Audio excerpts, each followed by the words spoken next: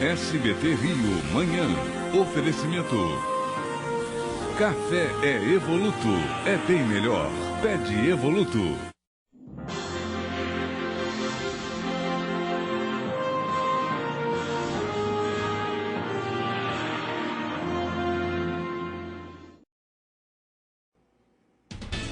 Ex-secretário de Cultura de Nilópolis é vítima de atentado. Bandidos metralharam a casa onde ele mora. O crime pode ter motivação política. E veja também, polícia investiga se aluno de medicina se passava por médico numa clínica em Bangu. Um idoso morreu e a família diz que ele foi atendido pelo estudante.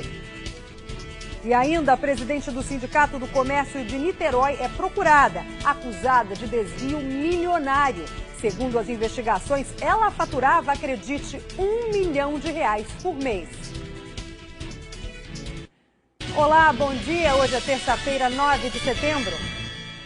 Eu sou Liane Borges e você está no SBT Rio Manhã. Criminosos metralharam a casa do ex-secretário de Cultura de Nilópolis e diretor de eventos da Escola de Samba Beija-Flor. As informações com a Daniela Correia.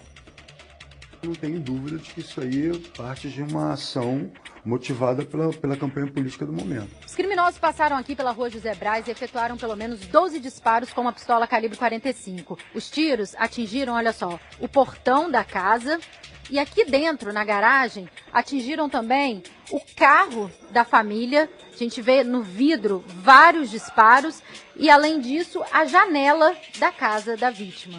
Eu fiquei achando que eles poderiam invadir a minha casa também, mas da forma com que eles atiraram, na direção que foi para mim acertar mesmo. Para tentar se proteger, Antônio e o amigo dele vieram engateando até os fundos da casa, subiram esta escada e pularam para o terreno do vizinho. Bastante machucado e com o corpo cheio de arranhões por causa da queda, ele conta que ficou muito nervoso quando ouviu o barulho dos tiros. Eu fiquei apavorado porque eu fiquei com medo de não só me machucarem, né, mas de um menino que estava aqui comigo, que é filho do meu vizinho, que pudesse levar um tiro. O assessor e ex-secretário de Cultura de Nilópolis pediu exoneração do cargo em julho deste ano. E, segundo ele, desde que começou a trabalhar para um outro político, vem recebendo constantes ameaças. Um mês e meio atrás eu recebi um telefonema aqui no telefone fixo da minha casa, onde uma pessoa, que era a voz de um homem, dizia que eles iam encher minha boca de tiro por eu estar falando no microfone do caminhão de som da campanha. Assustado com a violência, Antônio Carlos pensa em deixar a casa. Em julho do ano passado, ele foi assaltado por 6 bandidos na mesma residência. A minha ideia é que eu não posso ficar mais aqui. Eu passo a ser mais um refém. Eu tenho que arrumar um outro canto para morar, onde tem um mínimo de segurança. Mas dessa vez ficou claro para a polícia que não foi assalto. Os criminosos pararam na frente da porta da casa dele e simplesmente metralharam. Por sorte, ele e o rapaz que também estava, o amigo, conseguiram escapar. E se desesperaram, né? Subiram, pularam para a casa do vizinho, como bem mostrou a Daniela naquela passagem. Por sorte, não foram atingidos. Agora, o que a gente percebe é que os bandidos queriam que ele parasse com alguma coisa. Talvez seja com um carro de som, como ele mesmo diz, mas deram um recado com esses tiros. Se quisessem acertar de fato, talvez fizessem uma emboscada de maneira diferente na hora em que ele estava passando com o carro, por exemplo. É um recado, claro, para o ex-secretário de Nilópolis. Exatamente o que é que vai ser investigado, se tem motivação política ou não. Agora a polícia não está descartando por enquanto nenhuma hipótese.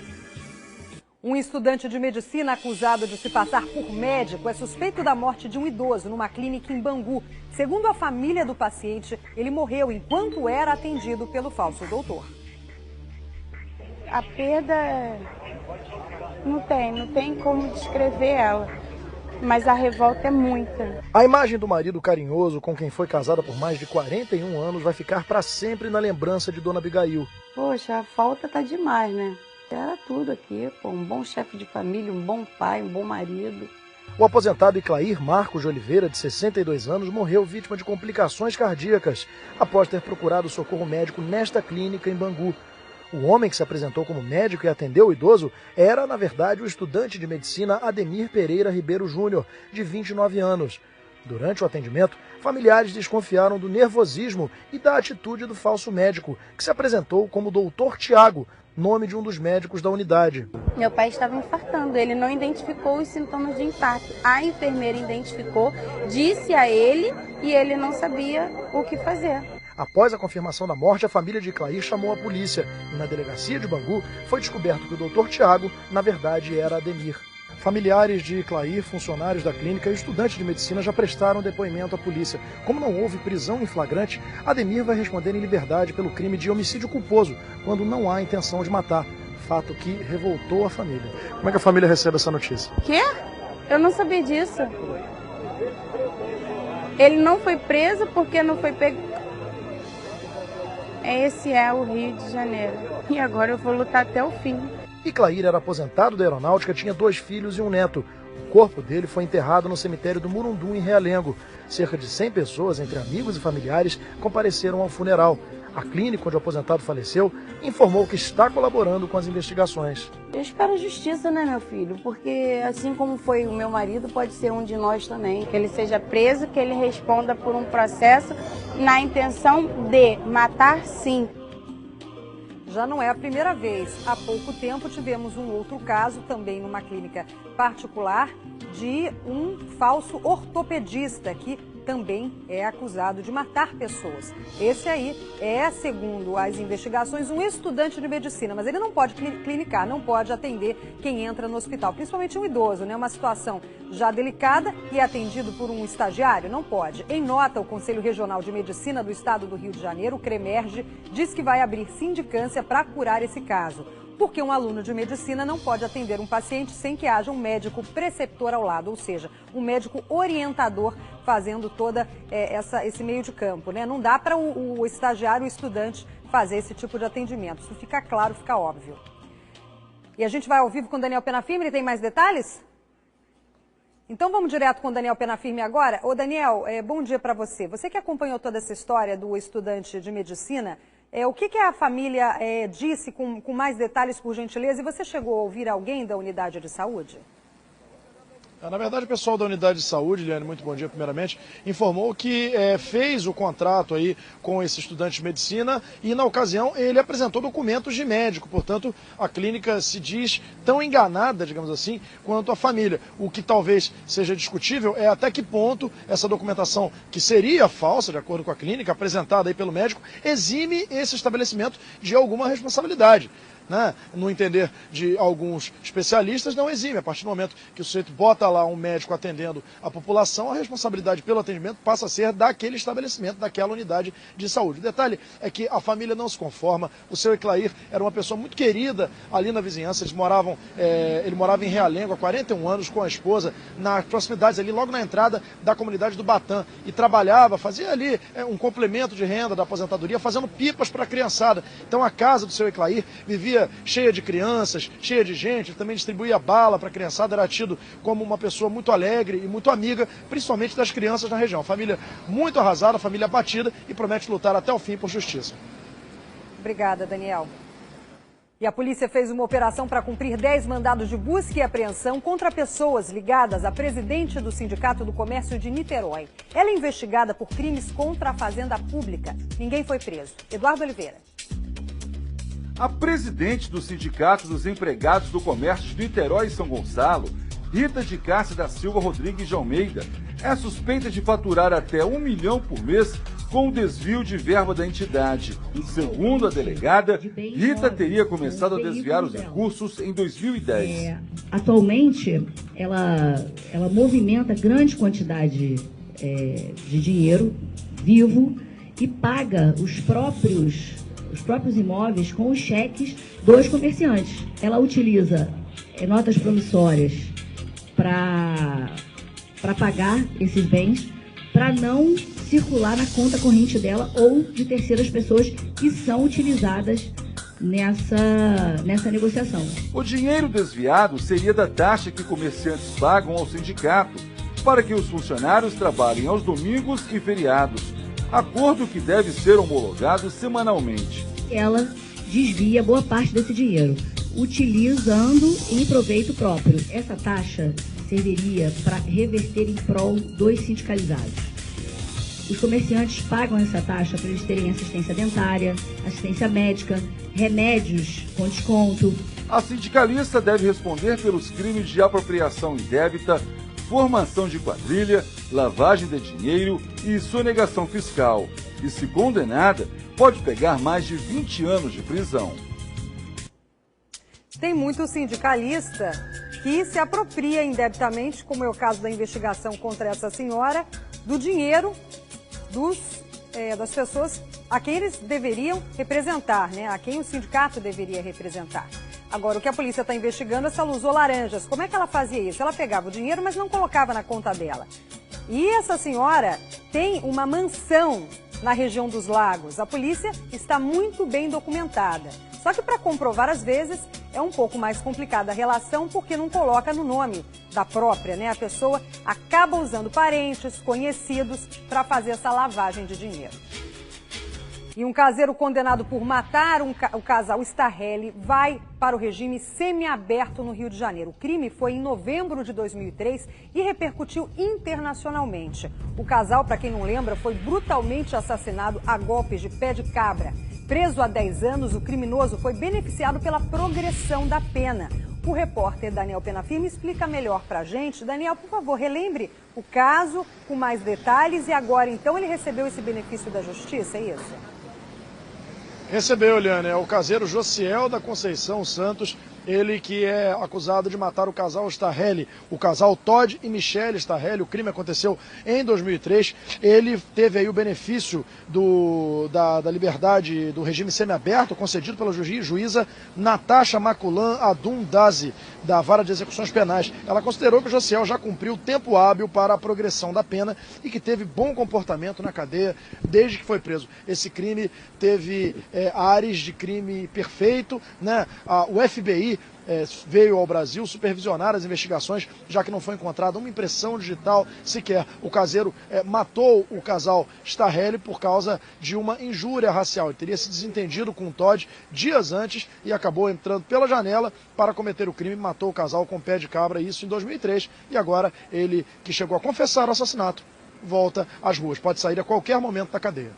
A justiça considerou que ele já tinha condições e, num primeiro momento, disseram que ele era uma pessoa fria, calculista, mas, recentemente, falaram que ele já tem condições de voltar à vida em sociedade. Agora, eu me recordo, Daniel, você também deve se lembrar da cobertura desse caso, que, na época, como você informou, o FBI veio até o Rio de Janeiro porque havia informação de um crime diferente, né? Acabou que, no final das contas, acusaram o caseiro, mas eu me lembro que familiares chegaram a ser investigados, ou até uma relação aí de máfia, de política e tudo mais. Você se lembra disso?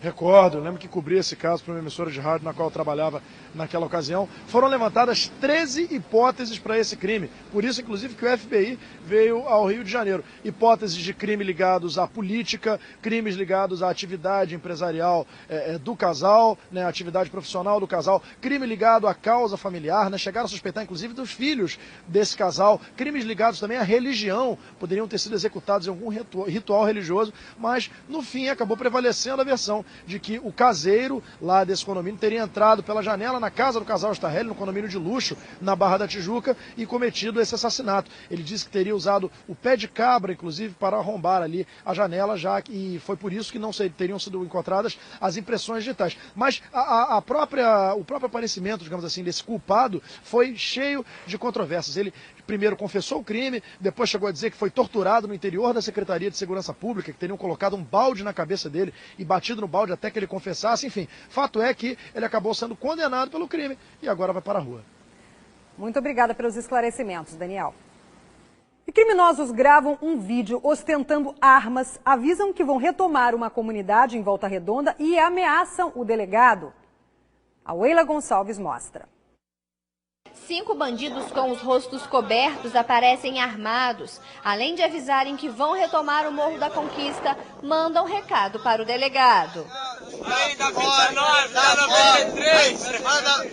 Aí, mostra lá pro Antônio Furtado. Aí, ó, nós vai tomar a conquista, nós vai voltar pra casa, neguinho. Não pode se trevar. Aí, neguinho. No final do mês passado, o policiamento no Morro da Conquista foi reforçado pela Polícia Militar, com a intenção de prender criminosos e dar maior sensação de segurança aos moradores. A Polícia Civil de Volta Redonda já tinha ciência do vídeo e a investigação seguia sob sigilo. Os homens que aparecem nas imagens já foram identificados. Na última sexta-feira, dia 5, um suspeito foi preso com essa escopeta calibre 12. A polícia acredita que essa era uma das armas que aparecem no vídeo. A prisão dos criminosos já foi pedida à justiça.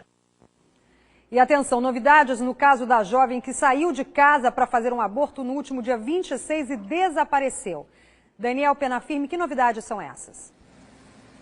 Olha, o ex-marido da jovem Jandira Madalena divulgou uma mensagem que ela teria mandado no celular dele horas antes de ir para essa clínica aí, horas antes de chegar na clínica para fazer o aborto. Ela dizia que estava com muito medo, pedia que o ex-marido orasse por ela e falava também nesta mensagem que a pessoa que a estava levando para essa clínica havia pedido para que ela desligasse o celular. Portanto, ela relatou em mensagem, Eliane, o medo que sentia no momento exato em que era levada para a clínica para fazer o aborto. Outra informação que nós podemos divulgar agora é que o presidente do Conselho Regional de Enfermagem no Rio de Janeiro, Pedro Jesus, informou que foi aberto um processo para apurar a conduta da técnica de enfermagem Rosiméria Aparecida Ferreira. Ela é suspeita de ser sócia da clínica de aborto para onde a auxiliar administrativa foi levada.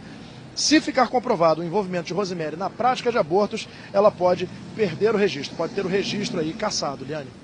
Ok, Daniel, e ainda tem 2 policiais que estão sendo investigados porque seriam seguranças da clínica. Você vê, 2 agentes da lei, por isso que esse estabelecimento funcionava há muito tempo, chegou a ser fechado, pessoas chegaram a ser detidas, mas voltou a funcionar, né? Nas barbas do poder público, todo mundo sabia, a vizinhança conhecia, mas a gente entende agora por quê, né? Havia policiais civis participando desse crime, segundo as investigações.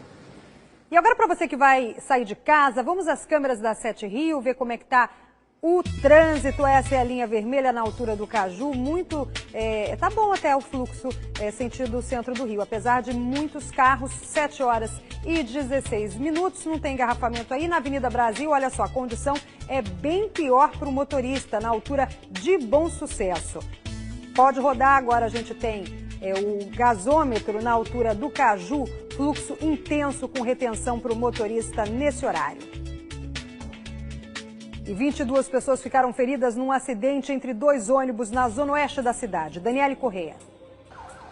O acidente aconteceu na rua Aurélio Figueiredo, no centro de Campo Grande. Os 2 ônibus são da linha 873, Santa Cruz, Campo Grande. O motorista de um dos coletivos disse que o veículo saiu da garagem com problemas de manutenção. Eu comuniquei, o ônibus estava ruim.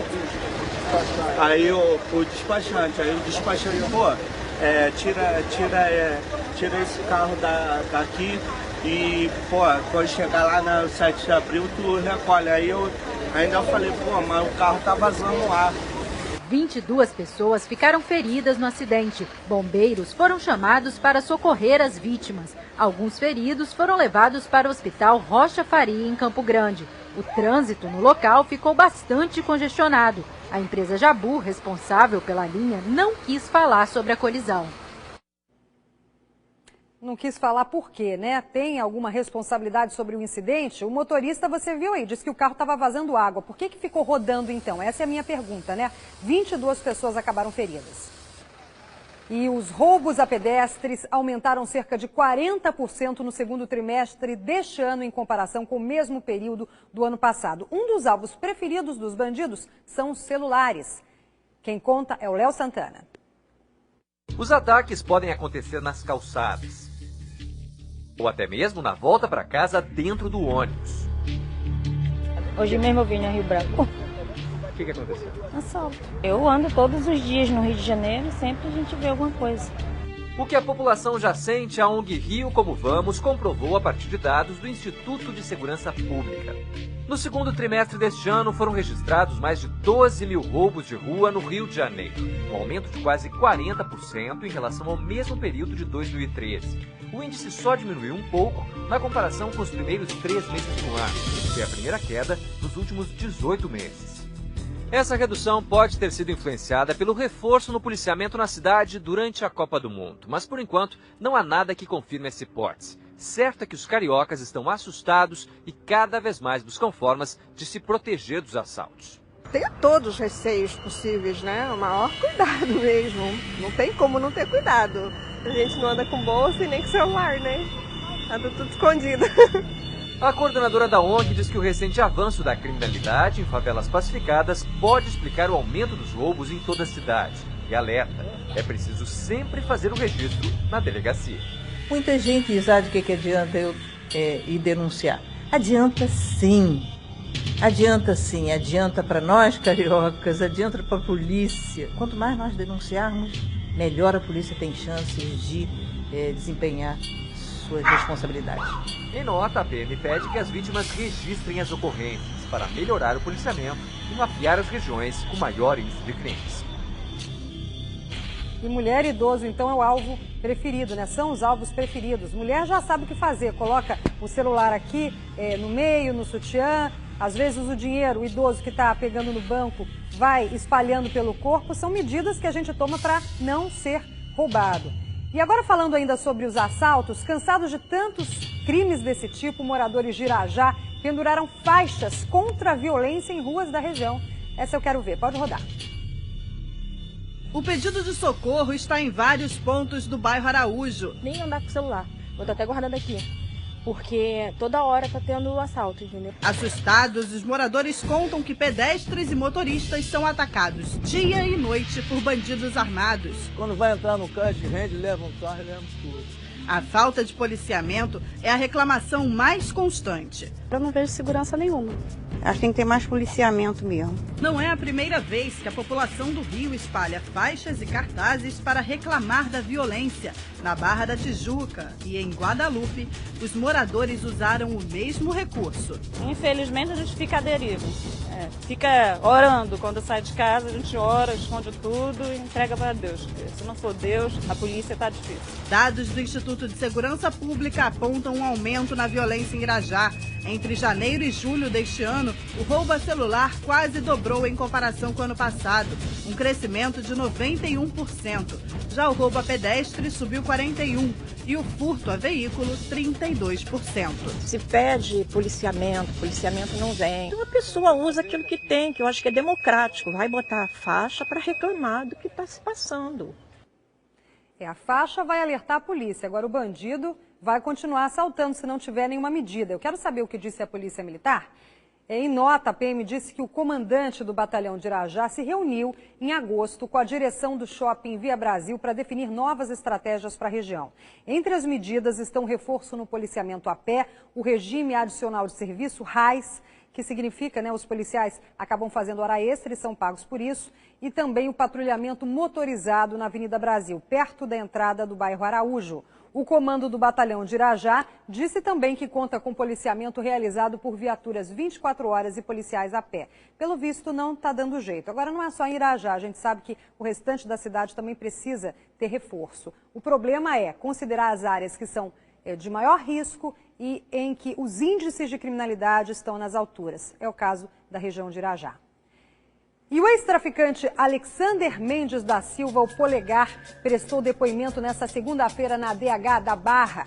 Ameaçado de morte, integrando atualmente o grupo Afroreg, o ex-traficante Polegar chegou à delegacia escoltado por uma equipe da CORE. Ele foi chamado para depor sobre a morte do seu primo e ex-chefe do tráfico da Mangueira, Francisco Paulo Testas Monteiro Tuxinha. Na saída, o coordenador do Afroreg disse que não poderia falar com a imprensa por orientação da polícia. Tuxinha foi assassinado com 5 tiros no Morro da Mangueira na terça-feira passada. Se estivesse vivo, ele completaria 51 anos no último domingo. No dia do aniversário do ex-traficante, o clima voltou a ficar tenso na Mangueira quando policiais e traficantes trocaram tiros. Uma pessoa morreu. Equipes do Batalhão de Operações Especiais e do Batalhão de Choque foram até o morro. Eles reforçaram o policiamento na comunidade após o setor de inteligência da PM ter recebido informações de que a Mangueira poderia ser invadida por traficantes do Morro do Tuiuti. O clima continua tenso na região E muitas pessoas nos ligam avisando que há um toque de recolher. Chega a determinada hora, os moradores têm que voltar para casa por medo dos tiroteios. E vamos para um rápido intervalo. Na volta você vai ver que moradores do Borel não aguentam mais viver no meio do lixo. Mas antes, vamos com o Daniel Penafirme, que tem a previsão do tempo. Daniel, como é que vai ficar o tempo? Você está até dançando e cantando hoje, a gente viu agora há pouco, hein? É verdade, é verdade. O telespectador não vê, mas eu estava aqui dançando e cantando em homenagem ao meu grande amigo Benito de Paula. Aliás, um grande abraço para ele, que sempre acompanha aqui o SBT Rio Manhã.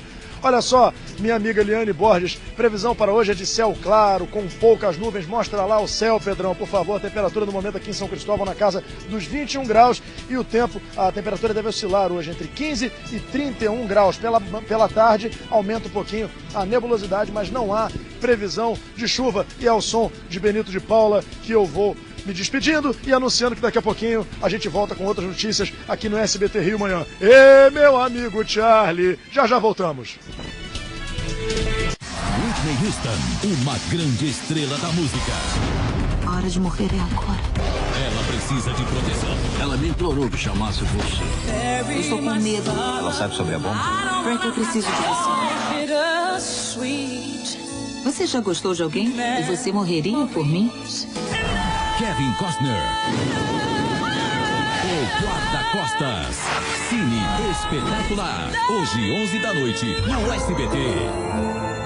Tá precisando de dinheiro? A Solução resolve. Aposentados ou pensionistas do INSS, 102 públicos estaduais e municipais, crédito consignado rápido e sem complicação. Ligue para a Solução 3262-7800. Imagine que eu sou o seu voto. Na urna eletrônica eu conto com vários recursos de segurança que garantem o meu sigilo e impedem que eu sofra qualquer tipo de fraude, como a assinatura digital, a criptografia, os programas auditados e lacrados em sala-cofre e, muito importante, sem nenhuma conexão com a internet. A urna eletrônica é moderna e rápida. Ela garante o sigilo, a apuração do seu voto e a democracia. TSE, Justiça Eleitoral.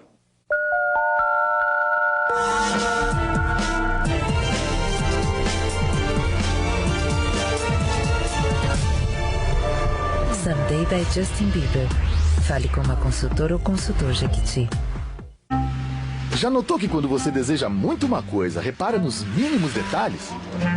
O corte do vestido que fica perfeito no seu corpo, o consumo e a capacidade da geladeira para sua cozinha, cada função da TV que você sonha. Mas uma coisa, talvez você não repare, e tá bem ali, no seu extrato. Você tem crédito disponível no Banco do Brasil. É só consultar o extrato que o valor tá lá, para você usar como quiser. Precisou? Tá na mão. Banco do Brasil. Bom pra todos. SBT Rio Manhã. Oferecimento. Café é Evoluto. É bem melhor. Pede Evoluto.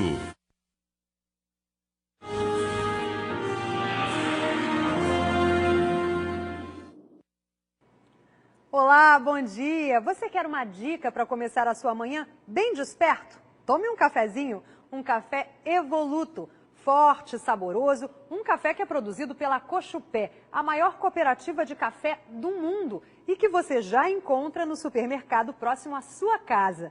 Por trás da qualidade do café Evoluto tem um grande investimento em tecnologia, mas principalmente na capacitação do homem do campo, com projetos para o uso adequado de técnicas modernas de plantio. Bom, você entendeu a diferença? Eu já entendi.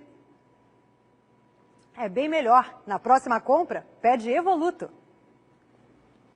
E voltamos às notícias. Coloca a hora para mim, Hugo, por favor, 7h27. Moradores do Morro do Borel não aguentam mais conviver com a grande quantidade de lixo jogado nas ruas da comunidade. E o repórter Fred Justo foi lá conferir a vida dos moradores.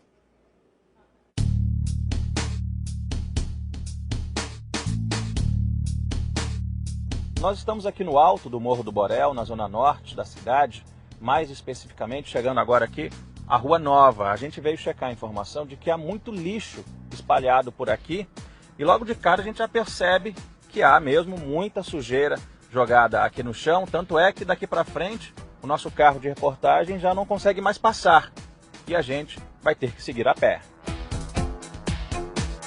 Segundo os moradores daqui do Borel, esse lixo se acumula há pelo menos 3 semanas. Seu Carlos, o senhor tem problema de saúde? Como é que é conviver com esse lixo todo aqui perto de casa? Tem que passar no meio do lixo. Aqui. Aqui é... Se fosse dinheiro, não estava aqui, né? Já tinha carregado, mas o lixo não vai... E vai chegando cada vez mais. Além do mau cheiro insuportável aqui nesta região, também chama a atenção a grande quantidade de sofás abandonados. Veja só, ali em cima tem um, aqui já tem outro também, a gente está vendo aí na imagem. E se a gente olhar ali para baixo, vocês vão ver que tem mais pelo menos uns 2 ou 3 sofás jogados. Também chama a atenção a grande quantidade de garrafas PET. São inúmeras, incontáveis. Elas acabam se tornando um criadouro do mosquito Aedes aegypti, o transmissor da dengue.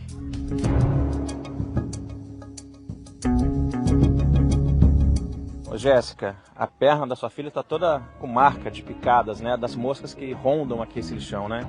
E fica difícil, gente, porque a gente tem um posto de saúde e eles falam, limpa o local onde que você mora, mas como que a gente vai limpar com essa lixarada?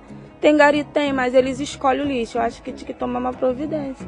O senhor Everaldo todo dia tenta jogar o lixo um pouquinho mais para dentro e liberar a rua.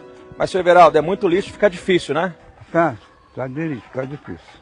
Senhor Antônio, o senhor que ligou para a Conlurb pedindo para que viesse tirar esse lixo, o que a Conlurb diz?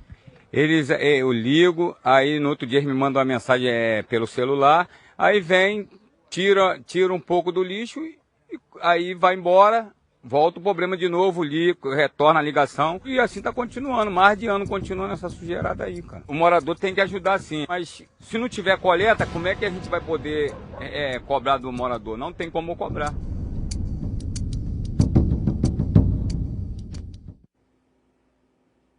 E agora você do interior do estado fica com a sua programação local. Muito obrigada por mais um dia em sua companhia.